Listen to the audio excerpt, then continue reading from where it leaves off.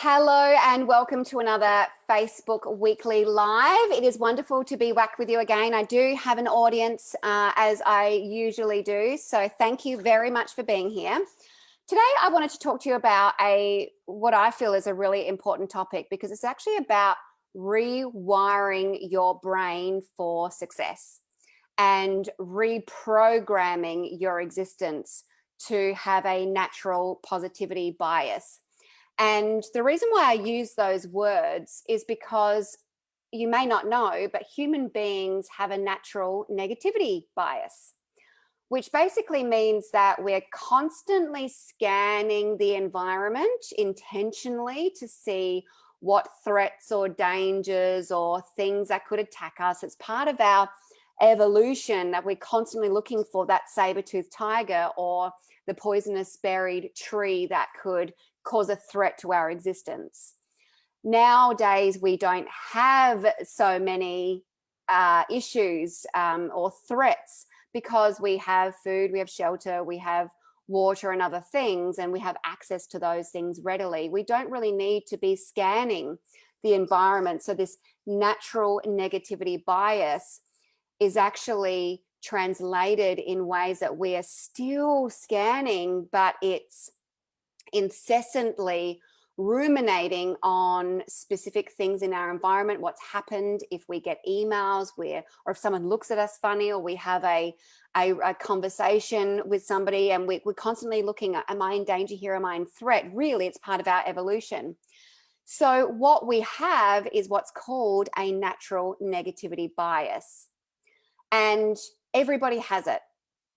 What we want to be doing is making sure that we can reprogram our minds to have a natural positivity bias, because we know that our thoughts equal our results, because thoughts fuel emotions. So negative thoughts fuel negative emotions fuel negative actions, or actions that are unhelpful to us achieving what we want in our life. So if we can reprogram our existence and our thoughts to more positive thoughts, we're going to be able to have more positive feelings and emotions, and those positive feelings and emotions will lead to positive actions towards the person that we're trying to become, or the results that we want to get.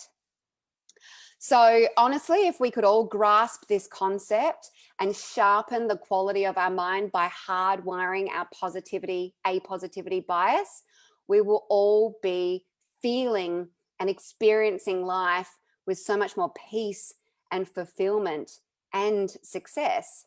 So, which is why I feel that we could probably not speak enough about this, but I want to give you 3 ways to start to rewire your brain for a natural positivity bias. The first thing is we want to identify when we're having a thought that's not helpful to us achieving what we want.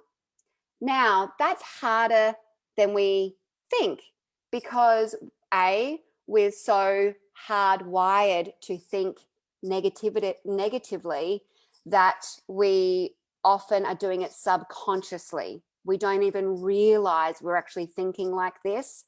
So we often can really only identify with it after we've been fruitlessly ruminating this negative thought, because of how bad we feel. Because all of a sudden we're going, oh my God, I'm feeling pretty bad about myself.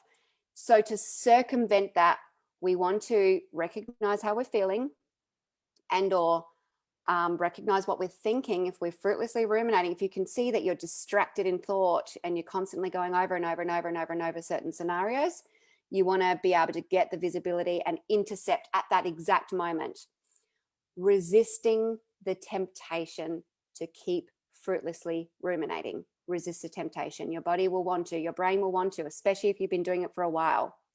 So you need to cut off that neural pathway that says, oh, that's right, we're going to think these thoughts. There's that neural pathway firing and wiring, and you're just fruitlessly ruminating on it. So you're firing and wiring it even more.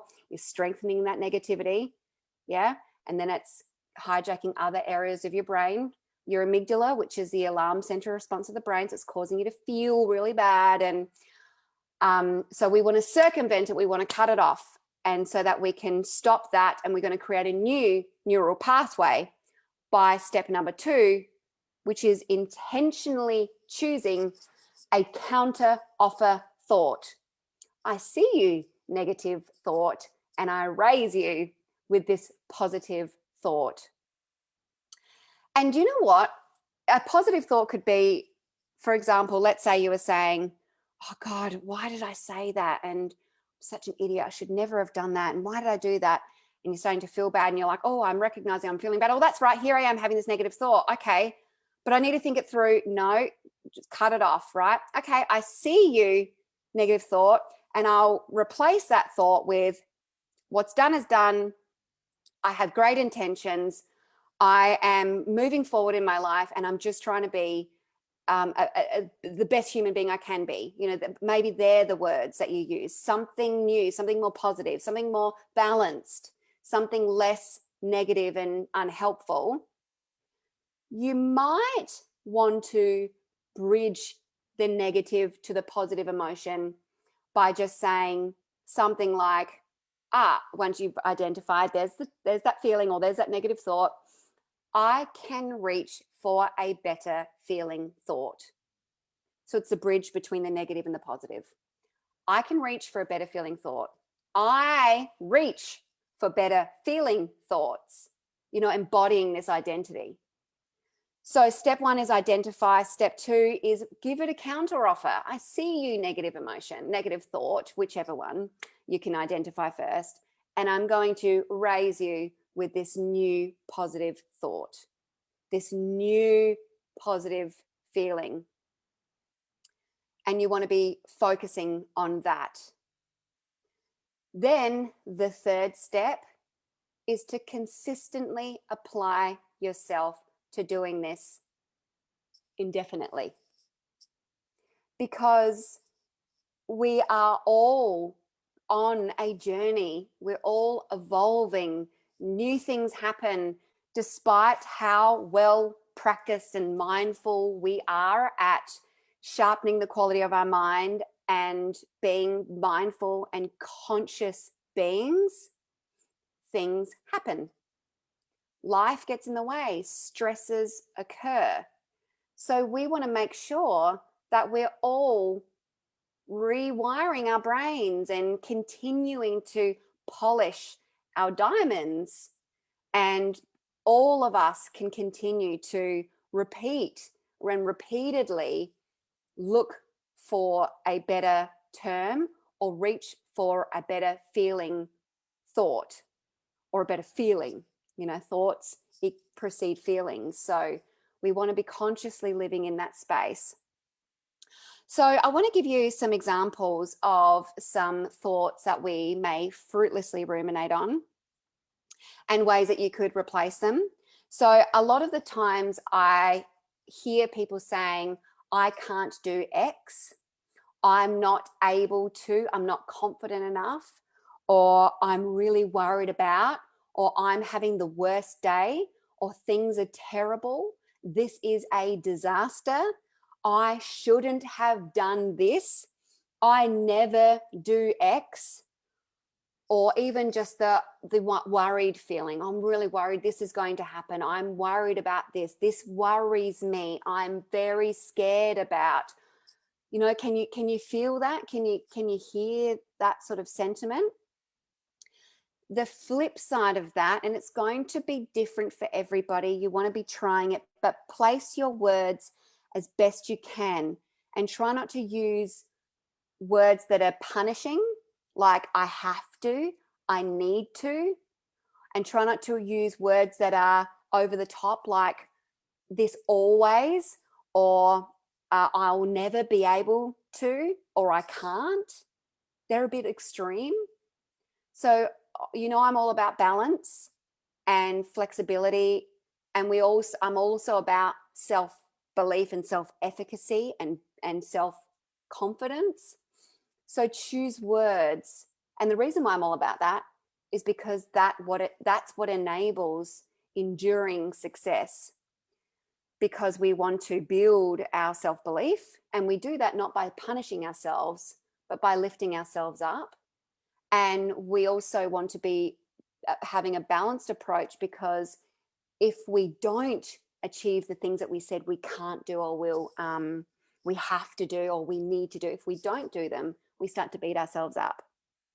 So we want to be always operating with this balance and flexibility and gentle ways. So your words need to reflect that. So for example, you want to be replacing the word should or need with could. Could do this. Here's some options. I could do that. Is that in line with what I really want to be doing? That's a whole nother topic as well, actually, because it's a big one. But I could be doing this. I'm not. Although I may not be as prepared as I want to be, but I'm okay with what I've got so far. Yeah, and I may have said things that I didn't want to, but I've learned from it. And so I'm just moving forward now as a growing human being. It would be better if this was slightly different, but I'm okay. You know, so can you hear it's more calmer, better focused thoughts? This is really the gentle approach. That's the gentle approach. It's swapping from I shouldn't, I'm so worried, why did I, what if this happens, I can't, I never, I have to I could, it would be better if, maybe I'm not, but it's okay, I'm still moving forward.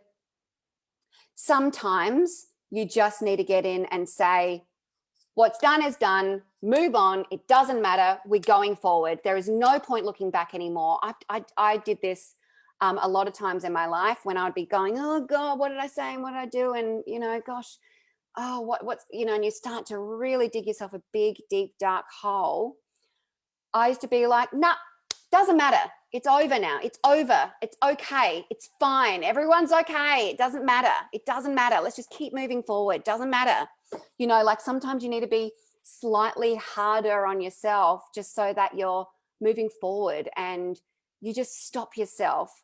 So when you do go through this process of identifying your thoughts or emotions and replacing them with better feeling thoughts and more balanced and more tempered and less exaggerated and extreme language in your mind and less negative emotions and more positive emotions and thoughts, and you're repeating that, this is how you start to rewire your brain, because you're repeating, you're firing the same neurons in your brain. So that repeats in your, it strengthens the neurons in your brain and can rewire your brain to a more positivity bias. But one of the final ways that I want to share that you can rewire your brain to a positivity bias is by marinating in those beautiful positive thoughts that you've invoked and how you can feel more calm emotions. That hardwires your brain to the positivity bias.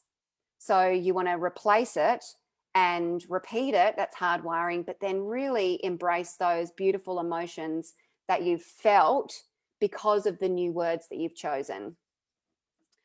So I just want to ask Mari how you feel about all that, and then we'll, hello love. Yeah, it's been a big one for me, like the words that we use, you know, and just changing that, the whole story about how you talk about yourself, how you always, you know, come forward. So that's been like a huge shift for me. Like it's still it's an ongoing thing for me because my mind tends to run off. Does. But like you said, I've learned to identify it a lot quicker, and I just stop it now.